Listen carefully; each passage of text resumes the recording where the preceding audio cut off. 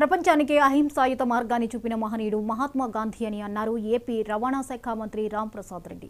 Rayachoti collectorate ఆవరణలో మహాత్మా గాంధీ విగ్రహానికి మంత్రి పూలమాల వేసి నివాళులర్పించారు. ప్రజలందరూ సత్య మార్గాన్ని అవలంబించాలని సూచించారు. జాతిపితను ఆదర్శంగా తీసుకున్న ప్రధాని Modi, CM Chandrababu Swachhata he సేవా కార్యక్రమాలను అమలు చేస్తున్నారన్నారు. ప్రజలందరూ కూడా స్వచ్ఛతా హీ సేవా కార్యక్రమాల్లో భాగస్వాములై పరిసరాలను తీర్చిదిద్దుకోవాలన్నారు మంత్రి. మహాత్మా గాంధీ జయంతిని పురస్కరించుకొని ఘనంగా ఇక్కడ వారికి నివాళులు అర్పించడం జరిగింది.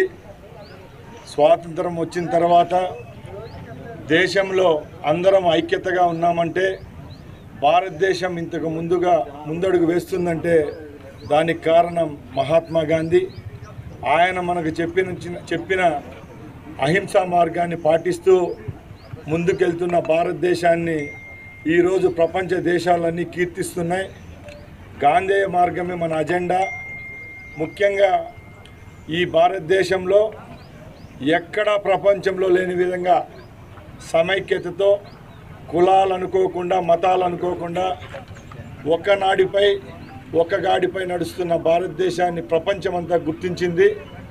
నేను ఒకటే కోరుకుంటున్నా, మనుషుల మధ్య విద్వేషాలు వద్దు. గాంధీ గారు ఆ రోజు సూచించిన మార్గంలోనే ప్రతి ఒక్కరూ ప్రయాణించాలని కోరుకుంటూ ఈరోజు మరొక్కసారి జాతిపితకు ఘనంగా నివాళులు అర్పిస్తున్నాం. అలాగే ఈరోజు రాయచోటి పట్టణంలో ముఖ్యంగా గాంధీ గారు చెప్పినట్టు స్వచ్ఛంగా ఉండాలా.